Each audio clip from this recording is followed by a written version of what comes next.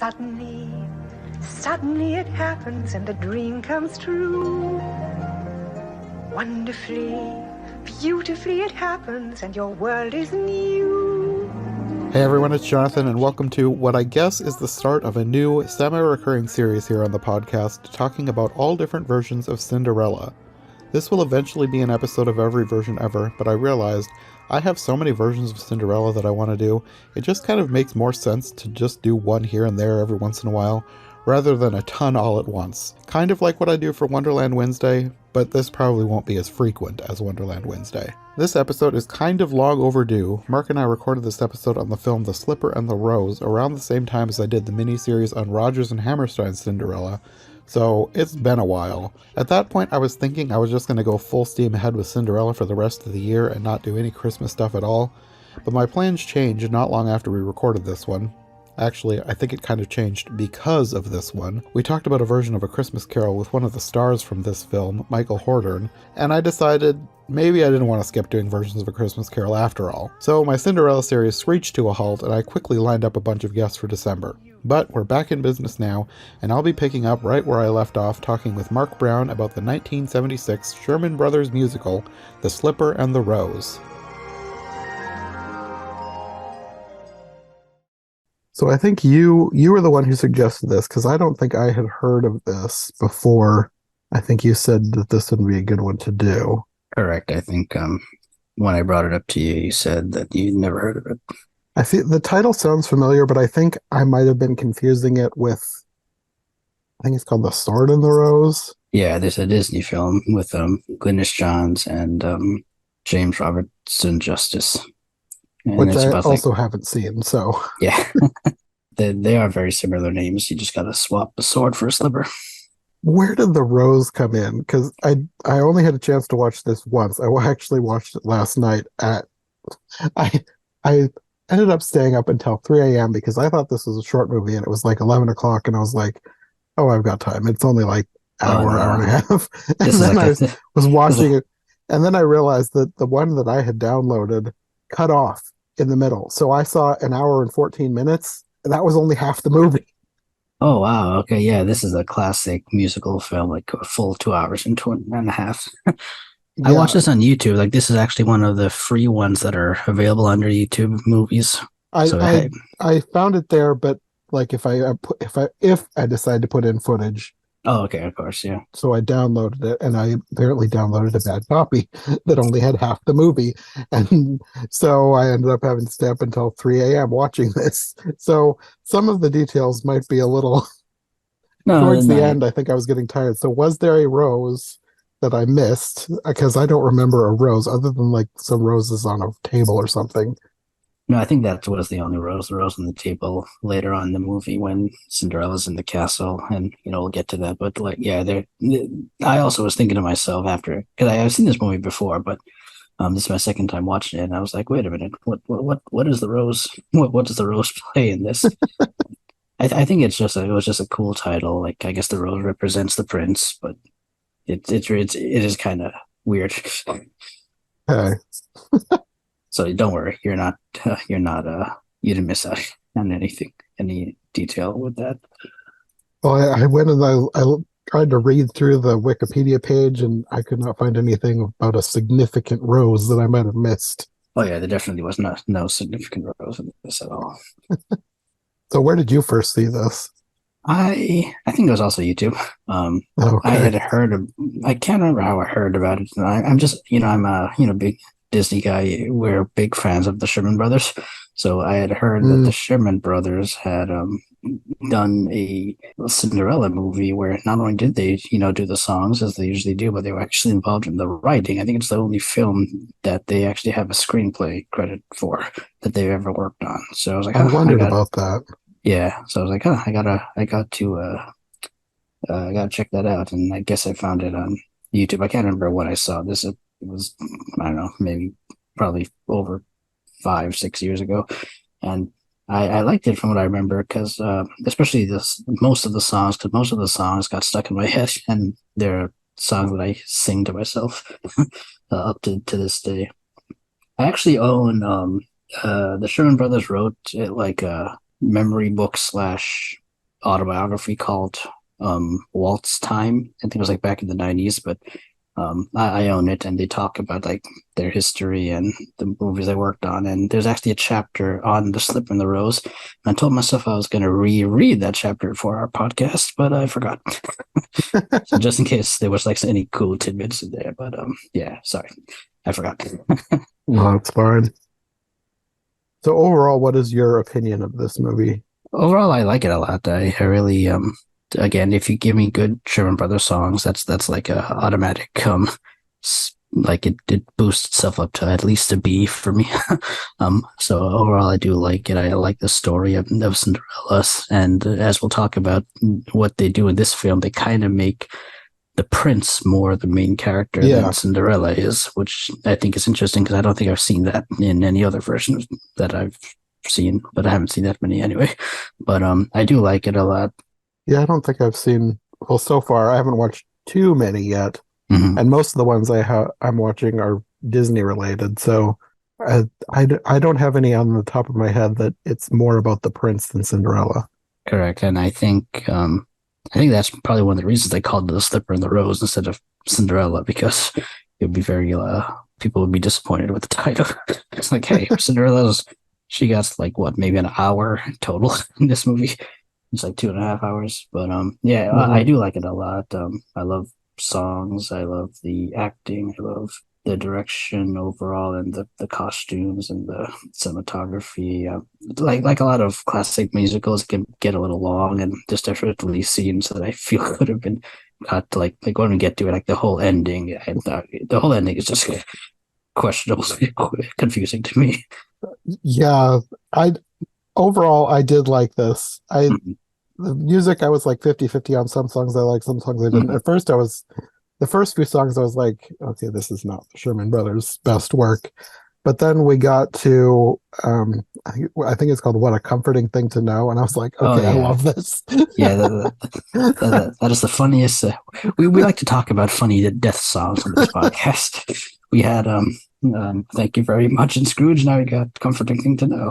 But yeah, it reminded me of, like, it's sort of the same, sort of different, but it reminded me of that one song from, which movie is Monty Python? The one with Jesus, Life of Brian, the end song. Walk on the Bright Side of Life or something. Yes. Yeah. It reminded me of that. Yeah. It's not, I don't think it's quite as dark as that, but I loved it. It was great. Yeah, that's one of my favorite ones too. My favorite one is Protocologically Correct. I love that one a lot, that the king sings.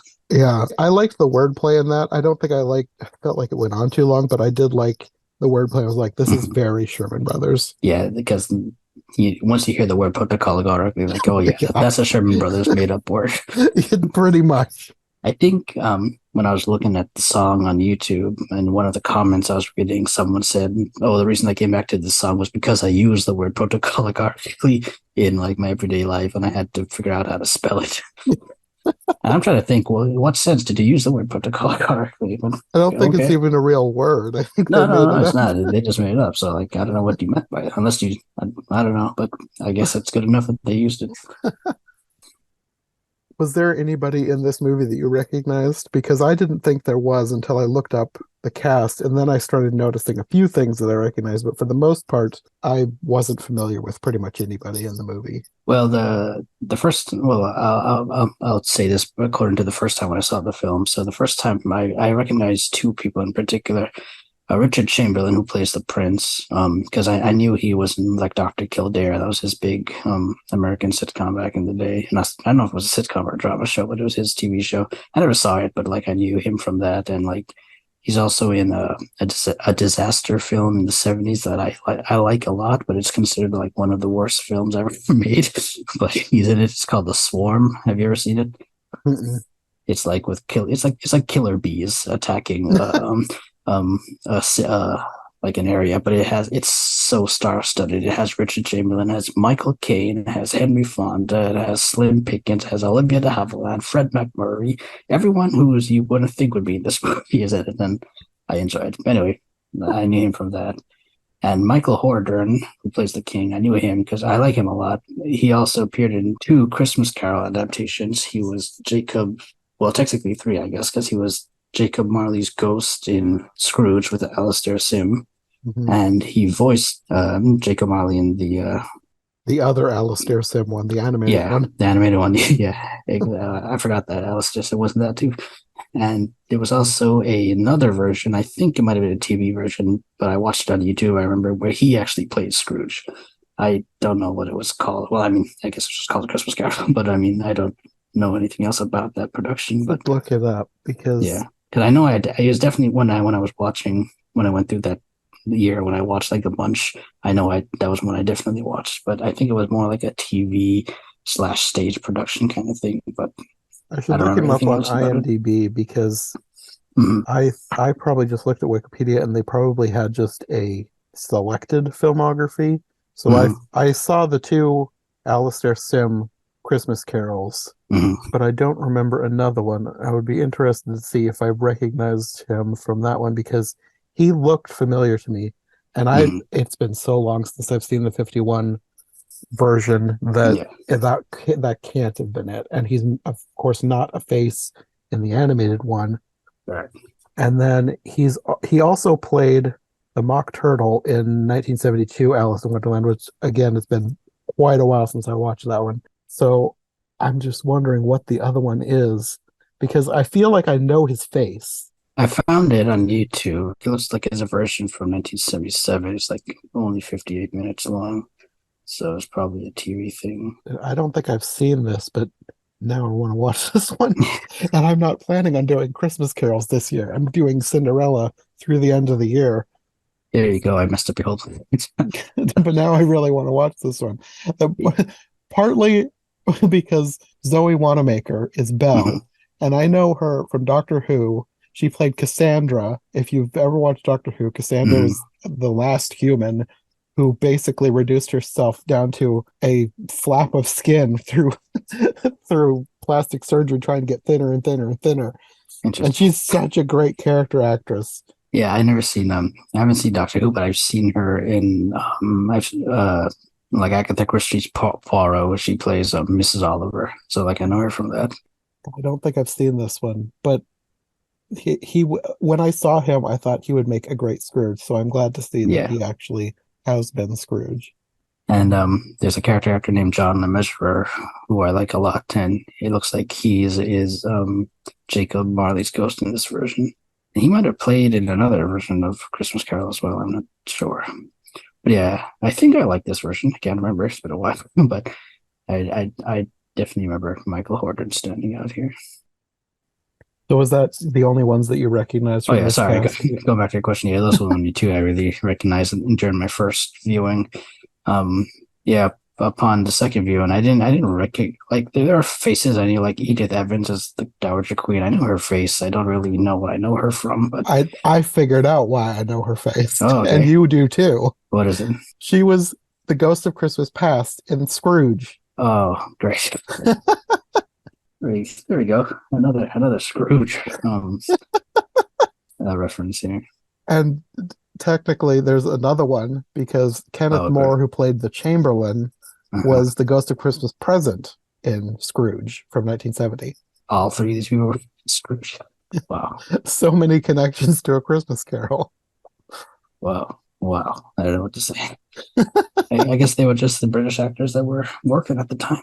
I guess so. I mean, it's a similar time period. So Correct. Yeah. there was also Annette Crosby as the fairy godmother, but Hmm. I cannot figure out why she looks familiar. Like I looked through her IMDb, I could Hmm. not find it. Like the only thing that I could possibly think of is in the 90s there was a Britcom called One Foot in the Grave, which Yeah. ran on PBS for maybe a year. So I know I've seen her in that, but like she was a lot older. So I don't Did know. did That you could be why. Maybe just her face was like in the back of my memory. did you see Into the Woods? The It Disney did. movie, Yeah. was she in that? Yeah. She was in that. She was Red Riding Hood's granny.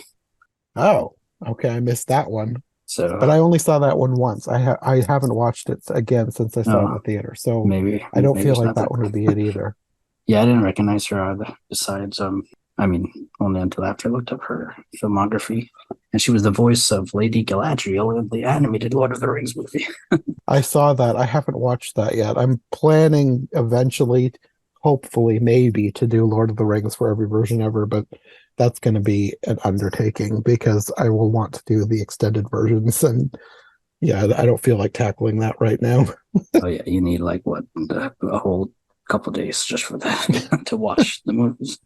And I'm trying to make these episodes shorter, but I don't know that that's going to be possible with Lord of the Rings. Oh, definitely not. And Margaret Lockwood, I know her now because I recently watched the Alfred Hitchcock film The Lady Vanishes like only a couple months ago, and she was the star in that. So it was interesting to see her as 40 years later. I think this was actually her. Prior to this, her last movie was in the 50s. So like I guess she was retired for like 20 years, and then they got her back to come out for this movie. Hmm. But that's pretty much everyone I knew. Yeah, there was nobody that I really knew. It was just once I started looking at their filmographies that I was like, oh Like yeah, oh even the yeah. actress who plays Cinderella, Gemma Craven, I don't think she like became anyone super famous. Yeah, I did not recognize her at all.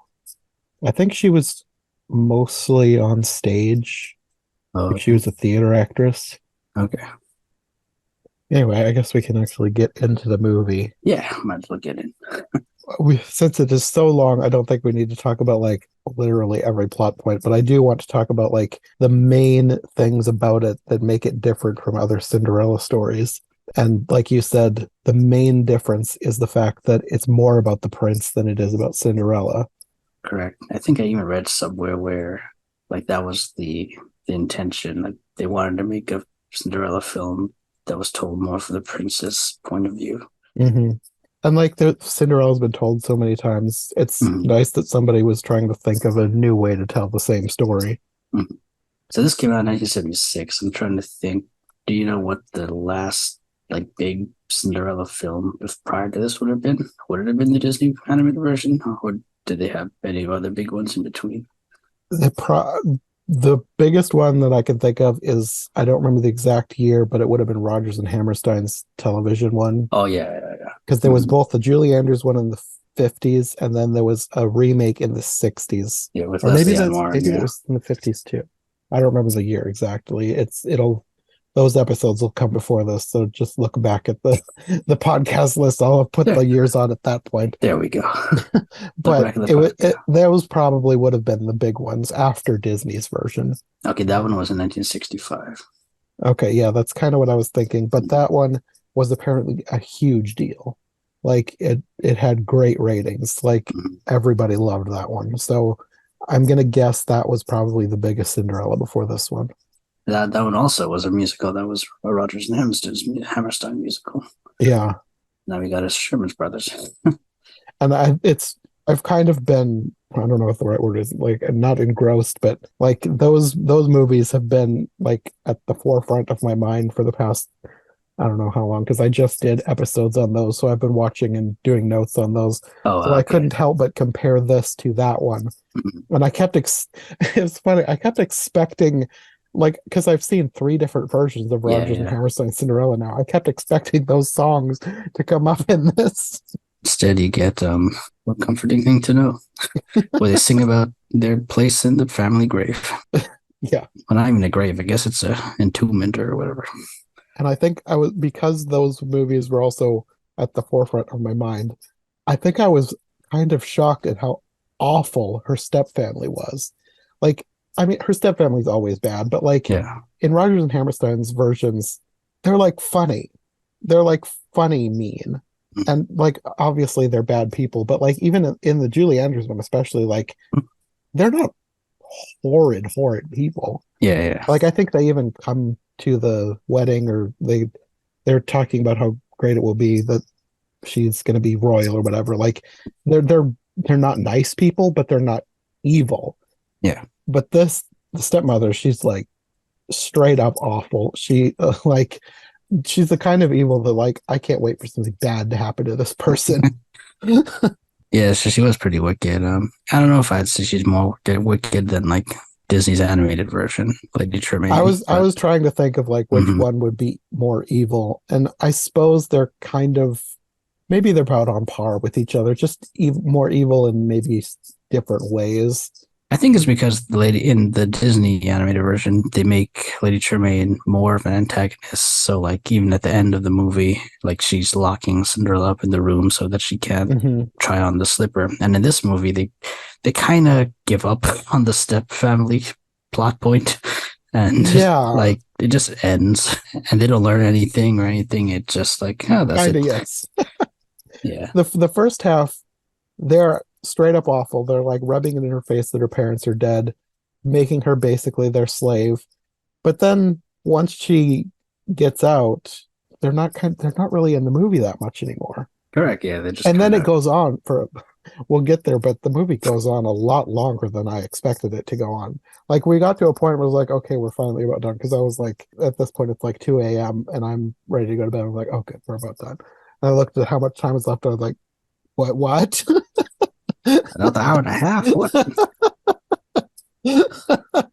Yeah, it is a pretty long movie, and because of it, they do stretch a lot with the Cinderella story and add stuff with the Cinderella story. And again, because it's not really a Cinderella story, even though it's called the Slip of the Roses story, Cinderella. It's Mhm. again more a Prince Edward. His name is Edward in this Prince Edward story, and he's played by Richard Chamberlain.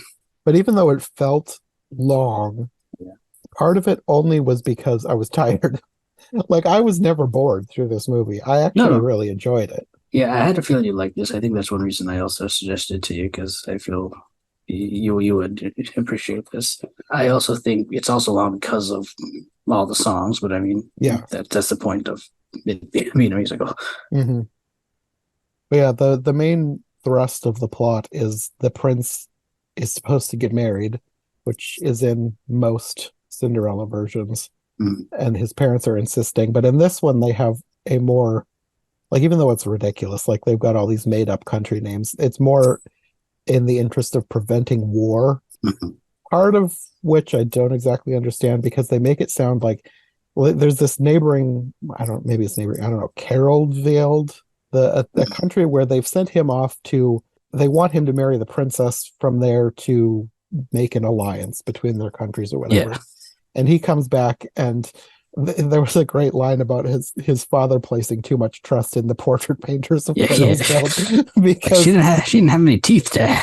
yeah, he basically comes back and says she was old, bald, and had no teeth. Oh, bald had no teeth.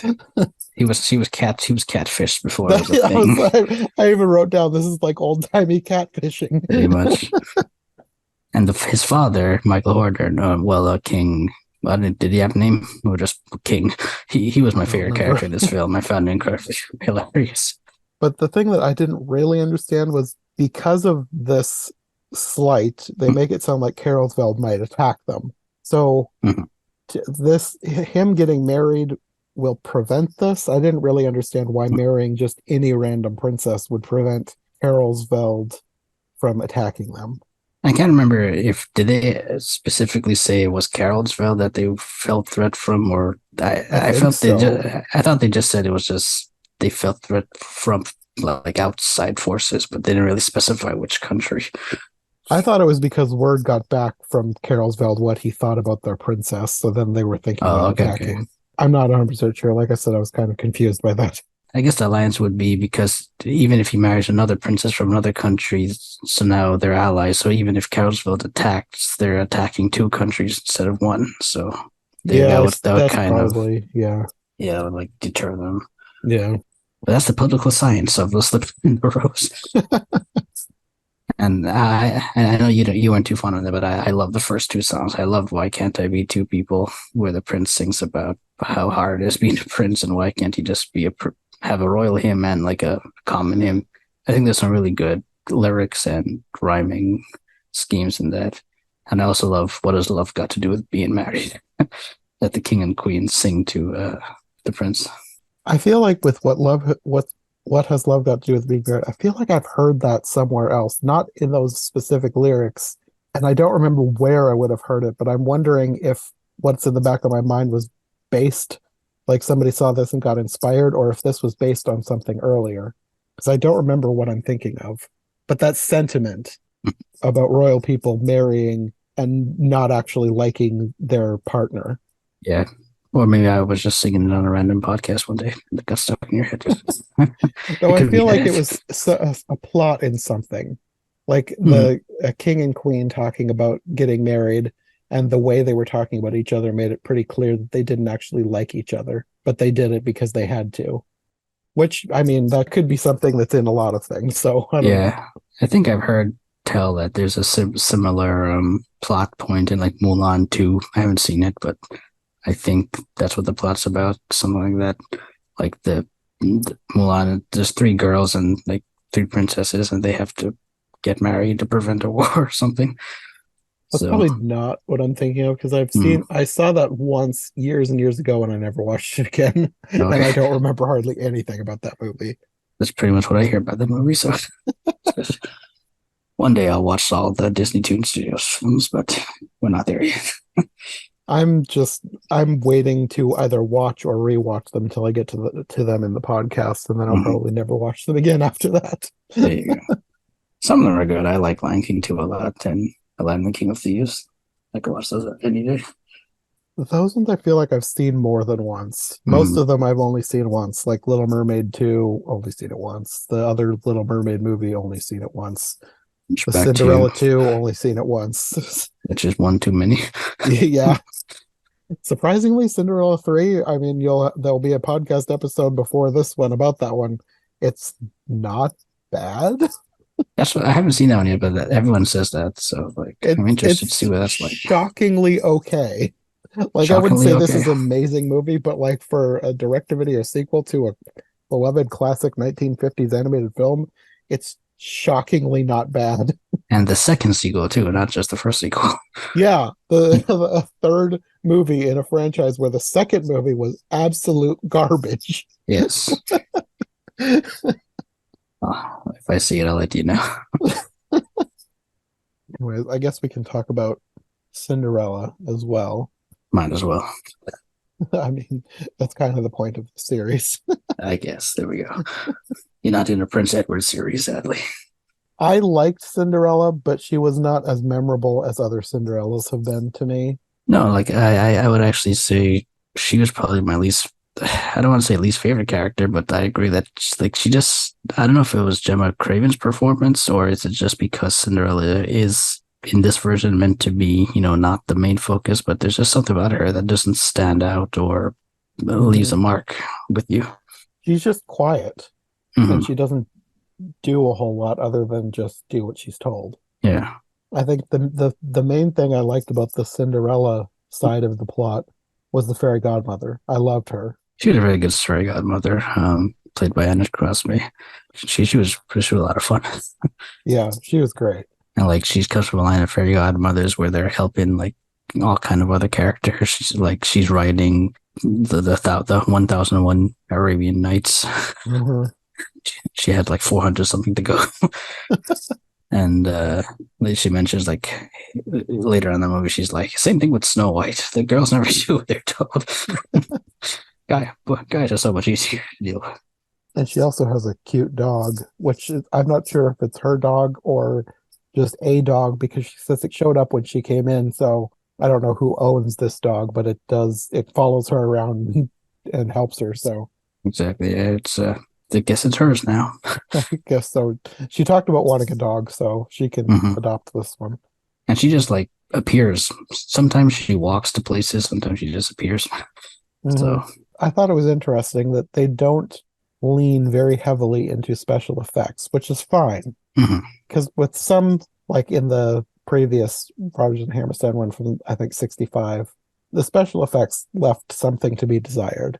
Okay. So I liked the fact that they kind of skirted around them, like they had things happen off screen, or they would pan away, like when Cinderella gets her dress, they panned away from her and then panned back, Yeah. Mhm. and she had changed. I prefer it when they do that rather than try and go with a special effect that they weren't actually that capable of pulling off. Mhm. It worked well with it. Would fit well with this version, I think. And it felt like it made this one feel a little more grounded. For a while, Hmm. I actually didn't think that there was going to be any magic. until the fairy godmother showed up and it was kind of obvious that she is magic. Hmm. But they didn't make that a huge focus. Correct. It was more about the politics than magic. Yeah, this is the politics version of Cinderella. I think it's also because because it's a period piece musical, most of the budget is probably in the costume and the cinematography and stuff. Yes, So they probably couldn't afford anything extra for special effects. And actually, speaking of the period, I was kind of surprised at when they set this because I don't know why, but I expected maybe because I had the sword and the rose in my mind. I thought this was going to be like 1600s. Yeah. This is more like 1700s, maybe early 1800s, but definitely not as early as I thought it was going to be. Mm-hmm. Is it because of the wigs that were used? Is that what gave you the time? Partly the costumes. Mm. It was definitely not medieval. Like I was expecting something slightly post-medieval, and it definitely wasn't. Okay, no, definitely not. Yeah. Yeah, I'm not like an expert on time periods based on costumes, but I've seen enough stuff about it that I know that this is not as early as I thought it was going to be. Mm-hmm. And I think it was just because I had the sword and the rose in my mind that I thought this was going to be around the same time period. There's old King Henry VIII. Where is he? Yeah, the fairy godmother, she's probably my favorite character. I felt like that she ad-libbed things. I believe it. Like she just, I don't know, the way she talked felt like she was just making off-the-cuff remarks. Like she has a pet chicken and she's like yelling at the chicken at one point. It just feels like she's like the chicken can't be trained to do what it's doing, I don't think. Yeah. Mm-hmm. So I don't feel like anything that she says to this chicken is in the script. Yeah, because she's reacting in real time to what the chicken is doing. Yeah, I think it's part of her method acting as well, probably. Yeah, I thought she's great. Like she feels like she's not putting on a performance. Like she just feels natural. Yeah, definitely. And she had a lot of great lines too that probably were in the script. Mm-hmm. But she's talking about putting people to the test before helping them, like people who are wishing. And she said something about Cinderella passed the test, but she never even bothered with the unholy trio upstairs. Talking about the step family. Yeah. It's like, I know that. He's like, I ain't gonna bother with them. And another thing that I really liked was there's just one tiny line in the movie, but after she's sent to the ball, she's introduced as the Princess Incognita. Yeah. I don't know why. I just that really made me laugh. I liked that. Princess make made up name. Princess made up name. Where is she from? So I guess we should talk about the ball situation. It's because the king decides to host a ball at the behest of his royal advisors. Well, first of all, they sing the protocologoric correct song, which is my favorite song in the whole film. And they seeing these guys do like the French can, it's a lot of fun. And yeah, that was that song. Yes, that's another reason why that one felt so long. I was like, this is getting ridiculous. But I guess I was never bored. I just thought it was very ridiculous what these advisor people were doing. I think that's the best way to describe this movie. It's like you're not going to be bored. It's you will be entertained. Yeah, definitely. So they do a ball where they invite every royal person of note. Like, so it's not just limited. I forgot I was going to mention that. Yeah. They were like, the neighboring countries were killing off the messengers. That was hilarious. They just shot an arrow to the guy and he died. Poor guy. And I guess royal people of note includes like higher class people because Cinderella's stepmother and stepsisters get invited. Well, they only did that after not enough people either accepted the invitation or the messengers just never returned. Correct. I think they said that only 6 out of 16 invitations were accepted. So they're like, okay, we need to like beef up the guest list by inviting some people from the kingdom. So they went out to nobility instead of just royalty. Just royalty. Okay, that makes sense. So then that's where the stepmother and stepsisters get invited. Yeah. And of course, they keep Cinderella home. I guess one thing we skipped, if we're going chronologically, is your favorite song. What a comforting thing to do. So, like, while all this is happening, the prince has a friend who's like one of his servants, I guess. or someone in the castle. I forget his name. They hang out together, talk about life and everything that's going on. And one day they're just hanging around the prince's family's crypt with all a bunch of dead kings and queens buried there. And he just sings "What a Comforting Thing to Know," which is a very catchy Sherman Brothers song about having a place to go when it's your time to go. It has a very interesting cinematography. Like both Richard Chamberlain and the other guy, they have some very strong like upper body strength when they were when they were hanging from the poles at the top and then did a spin over it. I was like, wow, that's some control. Yeah. Cinderella also had a song, "Once I Was Loved," but I don't remember anything about that. Yeah, that was one thing. Like I said, she's kind of quiet and forgettable. Yeah. Even her songs weren't that memorable. And again, I think it's because the prince is the main character, so she kind of serves up like what the prince is in other Cinderella versions, where he's just kind of forgettable. Oh, another thing that I thought was ridiculous but funny and memorable was when the king and advisors were talking about the party. Yeah. They say that they're going to pay for it by creating a tax on snobbery, because all the nobility will definitely pay that. Well, I also had a favorite line in that scene when they were looking at the maps, and one of the elderly guys is like, "What I tend to do is I look at the brown part, I assume that's the land. I look at the blue part, I think that's the water." Like, thank you, sir. Yeah, it was kind of weird. I felt like at times the movie was like super serious, and then something like that would happen, and it's like, this is ridiculous. I think everything with the king is supposed to be comedy relief. So yeah, probably. Yeah, anything that he's involved in. Because the prince and Cinderella, they're not particularly funny. I think they serve as the other than his one song in the crypt. Yeah, what a comforting thing to know. That's more of like an ironic funny, I guess. Yes, it's a different kind of funny. His father is a ridiculous funny. But yeah, you have the ball and everything happens mostly as you would expect it to happen. She shows up, they fall in love, clock strikes midnight, she runs away, leaves the last slipper. And at that point I was like, oh, I guess we're getting towards the end. Oh, were you wrong? We're only like halfway through. From here is like, I mean, a lot has been different than the Cinderella story, but definitely from here on, it's definitely different than any previous Cinderella story. Yeah, they go in their own direction with this. Yeah. So at the ball, a line I like is when the prince is meeting all the princesses and the king points to one, he's like, "She's got good teeth." Oh yeah, it's talking about the prince having an obsession with good teeth. Yes, because he'd rejected the previous princess because of no teeth. No teeth. So not just good teeth, but having teeth. Yeah, he's like, yeah, this one has teeth. People weren't so picky back in my day. Like you said, Cinderella the fairy godmother transforms her, but she makes a dress for her. And she transforms, the pumpkin into the coach. Okay, and what creeped me out so much was when they both the dancing mice and that creepy as heck frog man. That is something out of a horror movie.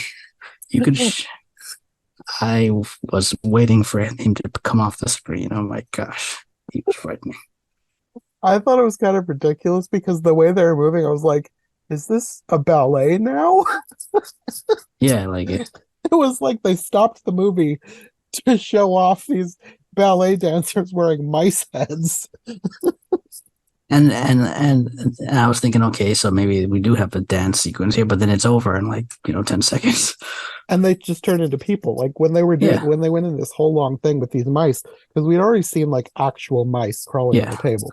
So when they turned into these dancing ballet mice, I was like, oh, well, that's different. They're going to have these half human, half mice hybrids, because it went on for a while. Yeah. But then they turned into humans. So I was like, okay, that was odd. And the frog, oh my gosh. The jumping frog man, then he turned into a man. I was like, oh, thank God for that. He creeped me out so much. Well, I feel like there was maybe I'm thinking of a Pinocchio, but I feel like there was like a human animal hybrid that never fully turned human. I might be thinking of there was a dog in Pinocchio, but I feel like there was a Cinderella at some point that I've seen where they didn't fully turn into people, and I just figured that's where they were going with this. Yeah, again, I don't know if I can't remember if I've seen that before. But I was so happy when did turn into evil. But then, yeah, she goes to the ball as Princess Incognita, as you said, and they fall in love and whatnot. They have a cool song together, Secret Kingdom. It's a pretty song with the music has been played like throughout the whole movie. So it's like their song, it's their romantic duet. And then, yeah, midnight, she leaves slipper. I was trying to pause the video as she lost her slipper because it looks like they planted the slipper there and then they zoomed in on it after. Yeah, like it didn't look like she tripped or anything, and then her slipper fell off. And I kept rewinding and rewinding it to see, but it was hard to tell. But it looked like the editing wasn't good enough that they just Mm. they just placed the slipper there, and she just ran past it instead of looking like oh she might have slipped or something. I didn't notice, but I was also kind of tired when I was watching. Like, That's the longer this movie went on, the more tired I was getting. So anyway. I didn't notice that. And you were thinking this was going to end. Yes. And again, this is nothing against the movie. This is just No, yeah. me having assumed wrongly that this was going to be a short movie that I could start at 11 p.m. Oh no, yeah. This when I went to rewatch, I watched this like 2 days ago. When I went to rewatch it, I was also surprised. Oh, this is 2 hours and 22 minutes. I don't remember it being that long. Yeah, well, I think if they had ended it where you would expect it to end, it would have been a regular sized movie. But we can't have that. Instead, you just keep going. So what they keep going with is, they do this thing about whoever fits the glass slipper, she's going to be Mhm. the woman. So they go around the town or the city or whatever, the country, trying on the glass slipper on different women's feet. And of course, they don't get to Cinderella because she is, she's downstairs in the dungeon. But they don't. I was surprised that they because I've watched so many recently, like the Rodgers Hammerstein one. I was expecting there to be some sort of a scene where she's prevented from trying on a slipper, but they like don't even. She's not around. It's like not even an option that she would be around. Mm-hmm. And again, I think that's also the whole, not making Cinderella the focal point. Mm-hmm. So like when all the soldiers come back and they find out that it's been to no avail, they just give up. And then he has the slipper encased in like a glass box as a memorial outside the castle. He's very dramatic. Yes. And that's where I was like, I can't remember where this movie goes after this. Well, I was confused about like why it went in the direction that it went, because like he memorialized the shoe and whatever, but at some point he gets it and like throws it out a window and she finds it and then she's like dancing with it. Yes. And then suddenly she's recognized because she's dancing with the shoe. It's like, oh, well, obviously that's her, not just some random lady that wandered by and grabbed a shoe and started dancing around in a field with it. Literally, that's what I was thinking too. It was like she wasn't wearing this shoe or anything. She just picked it up. Yeah. And the servant's like, oh yeah, that must be her. Let me get the prince. I found your princess. She was holding the shoe. like I thought what they were gonna do is like, Cinderella had the other slipper. So like maybe when the prince threw it out the window, it would. That's the other thing. He threw it out the window. It didn't break at all, which is weird. But you think it would shatter, and then she would have the other one to prove, she was it. But nope, she's just serendipitously passing by the castle somehow and finds it. I guess recognizes it. Well, I guess the dog brings her to it. Then she kind of happily holds it and dances with it. And the servant finds out, and he calls the prince, and they're reunited. Okay. Like, all right, if you believe it, I believe it. It doesn't really make sense, but it's one of those things where it's a fairy tale, so I'm just gonna go with it. Yeah. And then it's implied that they're gonna get married, and he goes to the stepmother and to ask for Cinderella's hand in marriage. And they're of course like shocked. The stepsisters are like sobbing. And she's like hitting them through the whole thing. And then when they leave, when they're about to leave, Cinderella's like, I forgive you. And she's like, "How dare she forgive me?"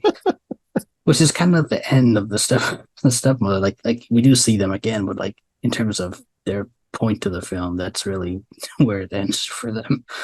Yeah, they show up again at the wedding, but Yeah, that's the last really notable thing about them. I like with how awful she was, I expected some sort of yeah. retribution. Mhm. And again, I guess it's again the whole Cinderella's not the main character thing. Yeah, yeah. But even then, that's not where this ends. Nope, When no, every time something nothing. like that happens, this is like everybody complains about the Lord of the Rings. Like the last movie has so many endings, Mm, and I never got that with that movie because it made sense. But with that was this is my Lord of the Rings. Like, okay, this is where it's gonna end. Nope. Okay, this is where it's gonna end. Nope. Okay, this is where it's gonna end. Nope. I never got that Lord of the Rings either. I got that with. Did you see Ford versus Ferrari? No. With Christian Bale, yeah, that's what I got with that. Every time that movie looked like it was about to end, something else happened. That just didn't know how to end. But yeah, that was my Lord of the Rings. Yeah, they go back to the castle. They're making plans to get married, but then his advisor, the king, like the king's, Yeah, the chamberlain, I guess, he comes and tells her if they get married, they're gonna have to go to war, and yeah, basically she needs to dump the prince to save the kingdom. yeah, So then she has this whole song that was very dramatic about yes, making him tell him that I never loved him because she doesn't want him to come looking for her or whatever. yeah, But like that, the whole song ended up kind of being pointless because like yes, exactly. I don't know that he ever actually said that she doesn't love him because, but he knows that his father has broken them up. Like he Yeah, doesn't blame Cinderella at all. yeah, yeah. Then he tells them his parents that okay, look, I'll marry whoever you want.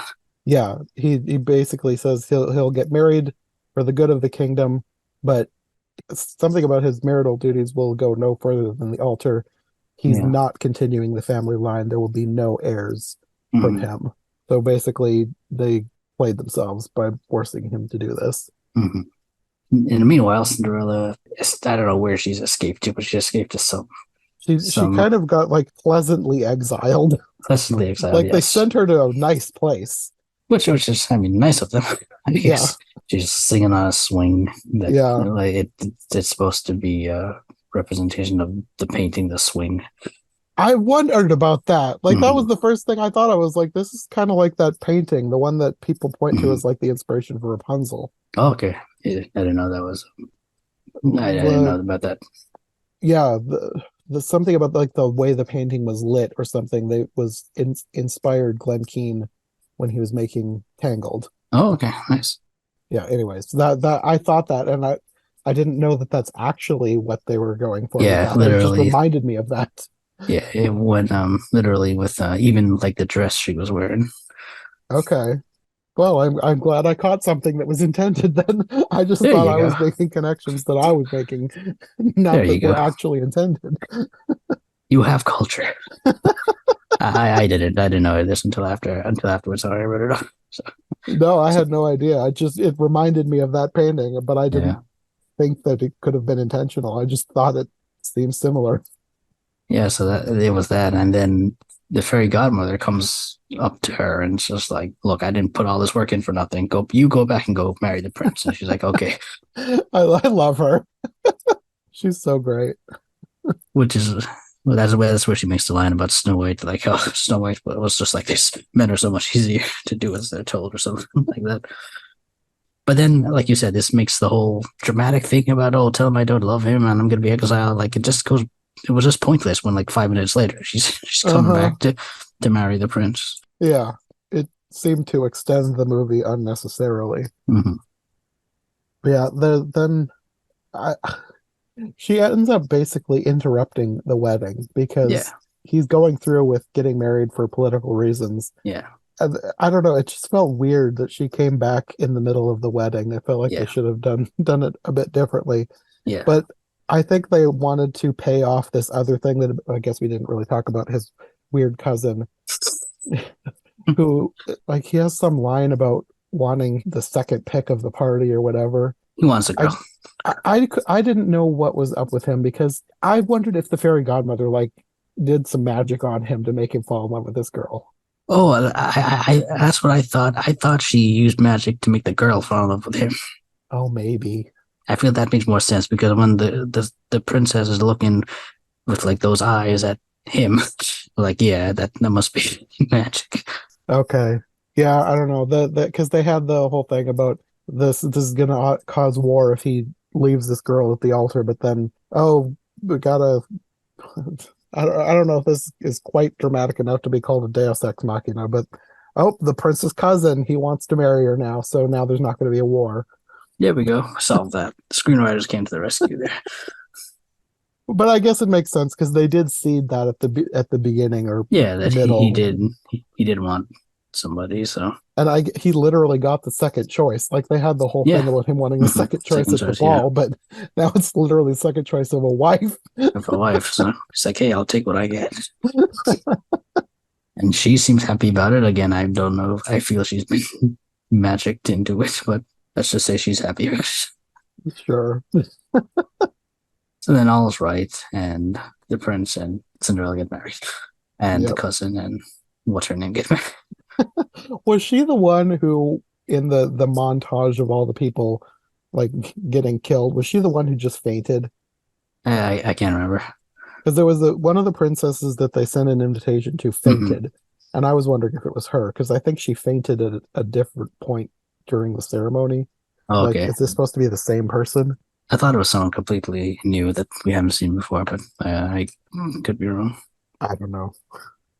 Yeah, anyways, they live happily ever after. Now we're going back to what we know about from a Cinderella story. Yeah, the end. The end. The actual end. The actual end after 5 non-ends. I don't know that it was quite that many, but it felt Yeah, like mine it as well. was. 3. Let's say 3. So I go again. Overall, I do like this movie a lot. I love the songs and the style and acting, the comedy, the drama, the cinematography, and all that. But the second half, like after Cinderella loses her slipper, it makes me question whether I wanted to see the Sherman Brothers do more screenplays. Like some of me really wishes they did, but then when I look at what the second half of this movie was, it just felt I don't know, they didn't know where It they're felt going with long. this. It felt long, but it was like they didn't know how to end it, and they kept.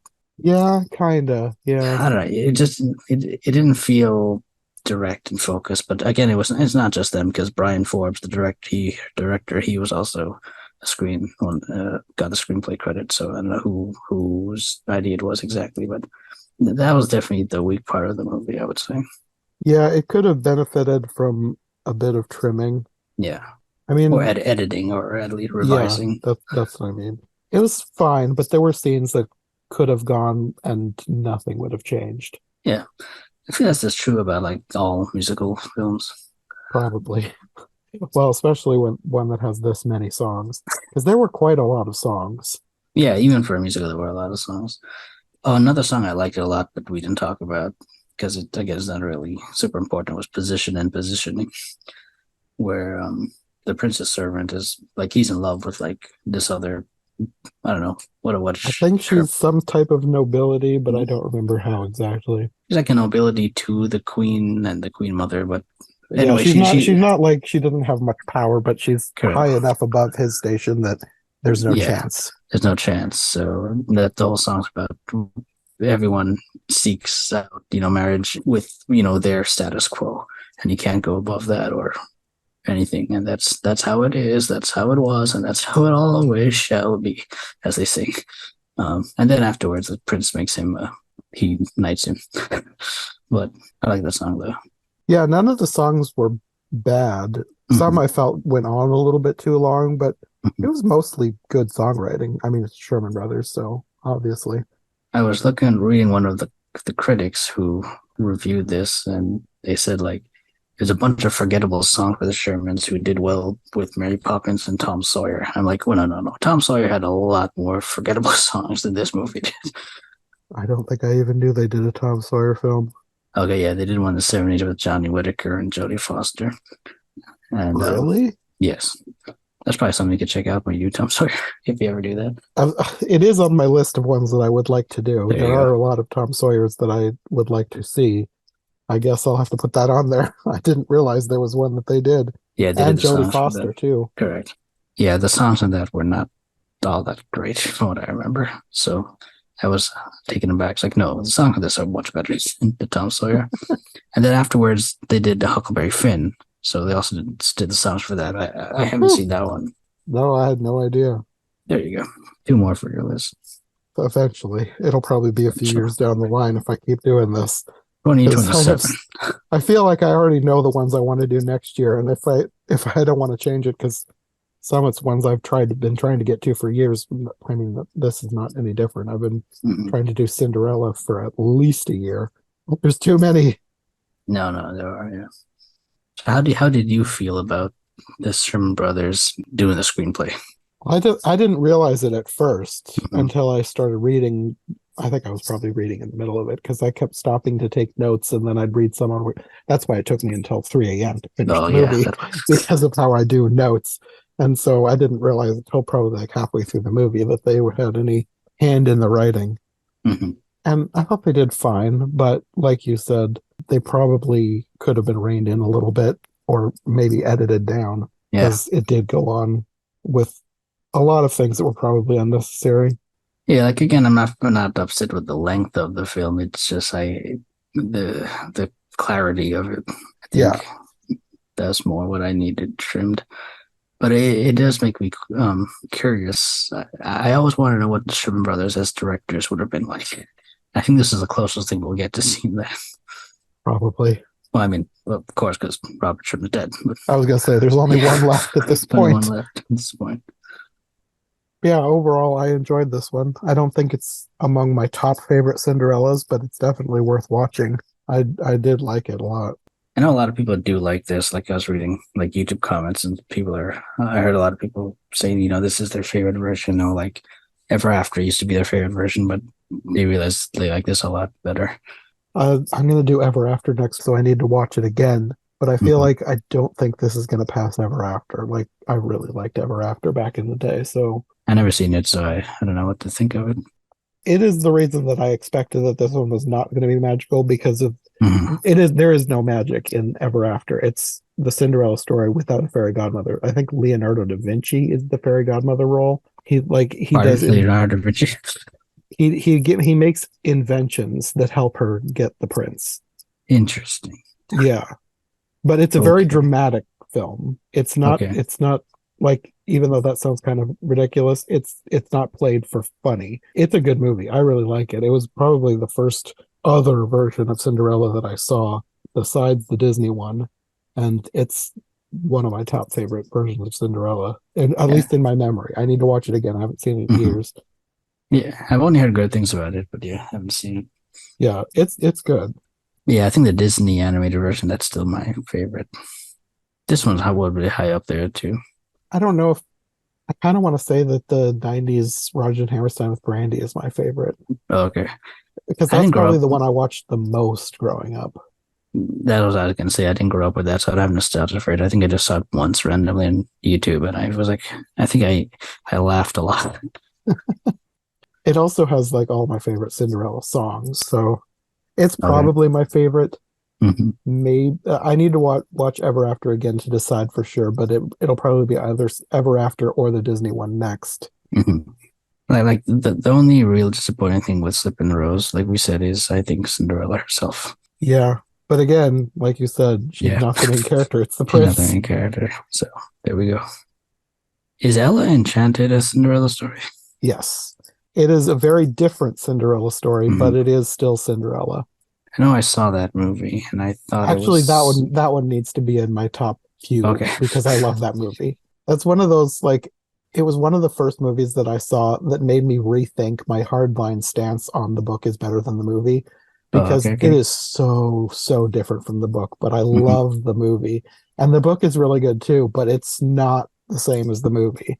Mm-hmm. So that then it made me realize, okay, I need to give some movies some grace for being different than the book Oh, because I all right. loved both. I think I saw it only once, but I think I enjoyed the movie.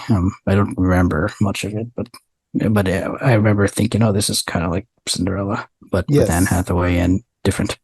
It is definitely Cinderella, but it is a twist on Cinderella in Yeah. that they explain the fact that she's indentured to her stepmother because she has no choice. Like Uh, she's under a curse that was supposed to be a gift. Like the fairy, I think it's the fairy godmother gives her the gift of obedience, but it oh turns out yes, to be a yes, yes. curse more than Hmm. a gift. I think I remember that now. I I need to watch that one again. I kind of wanted to do that. I feel like I have so many already that I'm adding into my list, and I already added two more that I was not planning on doing because when I recorded all the ones with for Rodgers and Hammerstein with Lisa, I don't know if you know who Hmm. she is. She's somebody who used to be on the Hallmarkies with Rachel. Oh no, I don't know. She accidentally found another version, like a TV version from the year 2000 that was more of a modern take on Cinderella. Like, okay, this sounds weird. I want to watch it. And she really likes the idea of watching a bunch. So we're going to do that one. And Okay. then she's also like, I asked, I don't know if you ever gave me an answer, but I asked about if you want to do Cinderfella. Oh, okay. Yeah, yeah, I think you asked me that. She grew up with that version. Okay. So she wants to do that one too. There we go. So I'm adding a bunch. It's going to take me through the end of the year, and I don't really want to keep on doing Cinderella into next year as well. So I guess I'll save I'm Ella looking. Enchanted. I'm looking up Cinderella, and it says Ed Wynn is the fairy godfather. Yes, yes, that was one of the main reasons I wanted to do that one was when I saw that. Like I didn't have any interest in Cinderella, but now that I've seen Ed Wynn as the fairy godfather, I might have to check that. Yeah, just that idea is so great. Ed Wynn and Jerry Lewis. That's a pair. Yeah, yeah. Are you doing Into the Woods? I guess because that has Cinderella in it, or no? Not right now. Mm. I probably should eventually because like it's more than just Cinderella. I feel like it would encompass a whole bunch of different ones if I Yeah, was that's ever to true. do a bunch of different ones. So it's on my list to sometime get to, but I don't know when I'll get to it. It's not a high priority. Okay. My highest priority was the Disney ones and the Rodgers and Hammerstein ones, Ever After, and then once you suggested this one, I was like, okay, this is different enough. It's like the Yeah. others, other than Ever After, it's like it's three Disney ones and then it's three Rodgers and Hammerstein ones. I feel like I need to add a little more diversity and choice here. So Yeah. yeah. And the Slip in the Rose was like it. It was pretty popular when it came out. Like it got nominated for two Oscars. Mm. And I think that it was like the best film in, or like the film of the year in Britain or something. Like I think every year they pick one, and it was that. I could see that because it Mhm. really was a good production. Yeah. Like it felt it's probably unfair to compare it to the 1965 Cinderella, but like Hmm. when I watched that I could not see why this was so popular. It was like it was fine, but Yeah. I wouldn't choose to watch it again. No. Okay. This just the one with Brandy is so much better and the one with Julie Andrews is so much better. It's like it was like a poor imitation of those. Okay. But apparently it was huge when it came out. So Yeah. but they also didn't have anything to compare it to because the Julie Andrews one was sort of lost. Like it was Yeah. made during a time when they did not save recordings, and the only recording that was made was a dress rehearsal. So the one we have to watch today is not even the version that was broadcast. It was a dress rehearsal. Oh, okay. I didn't realize that. So it's like the you can tell it's not that great of quality. Like it was Mhm. made during the era of color TV, but it's black and white. It's grainy. It's like it was somebody recording a screen during the dress rehearsal. So it's not that great of quality. But even with that, it's Julie Andrews. It's really good, even though the Mhm. picture quality of the recording is not that great. Yeah. But yeah, they wouldn't have had that to compare. I've never seen it, but like I've seen like clips of it, so I know what you mean by like the black and white and the bad quality. It's on YouTube. Mhm. The whole thing. Like they have a channel that they made specifically to get it out there. Yeah, I just never got around to it. I never saw the Leslie Ann Warren one either. I mean, if you're watching all to compare, then watch it. Yeah. But like if you only want to watch one, the Julie Andrews one or the Brandy one. Really, all three are very different anyways. So I guess technically it's fine to watch all of them because it is three different experiences. Because each one, even though some of the songs are the same, they all kind of do their own things with them. So it is interesting to watch all three. I didn't feel like I was watching the same movie three times because they Okay. were quite different, even though they were the same. Anyway, I think we probably gave our final thoughts a while ago. Yeah. That's the thing, the Rose. Go see it. Yeah. Guess the only thing we didn't really talk about is the stepsisters, but there's not really much to talk about them. Yeah. They They're were just there. fine. Yeah. I liked the ones from the various Rodgers Hammerstein versions better than these ones. Yeah. I kept comparing the Step Family to the previous ones that I had just watched. Yeah. Because like in all three of the Rodgers and Hammerstein ones, I really liked Step Family. They're terrible, but they're funny. Funny, yeah. Here they're not entertaining. They're just terrible. Yeah. Yeah. And not in a funny way. It's just the kind of way where it's like, okay, when do they get their comeuppance? Oh, they Yeah. don't? And they Great. don't. Yeah. It's like, oh, okay, great. See ya. Anyway, I guess that'll be all for this version of Cinderella. That's all she wrote. I'm sure you'll be back for more in the future, whether it's Cinderella or something else. Yep. Sure. We have a lot more to talk about that we never even got to yet. I'm hoping that my first series in 2024 will be The Wind in the Willows. And I know there's Okay. some that we've planned for ages to talk about for Wind in the Willows. So Yeah. Our list is like years old by now. pretty much Yeah. we keep adding things to it. Yes. We'll get to everything eventually, hopefully. But anyway, until then, do you want to let people know where they can find you if they want more from you? Yeah, you could check out my blogs. I have the Animation Accommodation at theanimationaccommodation.com. I post animated film reviews, top 13 lists, and I host an animation themed Who Wants to Be a Millionaire game show there. And I have my live action Disney project where I'm trying to watch every single theatrically released and now Disney Plus released live action Disney film ever made. I recently passed my 10-year anniversary on that, but there's still more to go. Yeah, and that's at myliveactiondisneyproject.com. Okay. Well, until next time. See ya. Thanks for listening to Every Version Ever. If you enjoyed this episode, make sure to subscribe and follow my co-hosts as well. My link tree and all of our links will be in the description below. If you want more of my content, all my podcasts are available on YouTube as well as most podcast platforms. If you enjoyed this show, check out one of the other podcasts or check out my Patreon for bonus and extended episodes you won't find anywhere else. We'll be back soon with another brand new episode, so thanks for listening and we'll see you next time.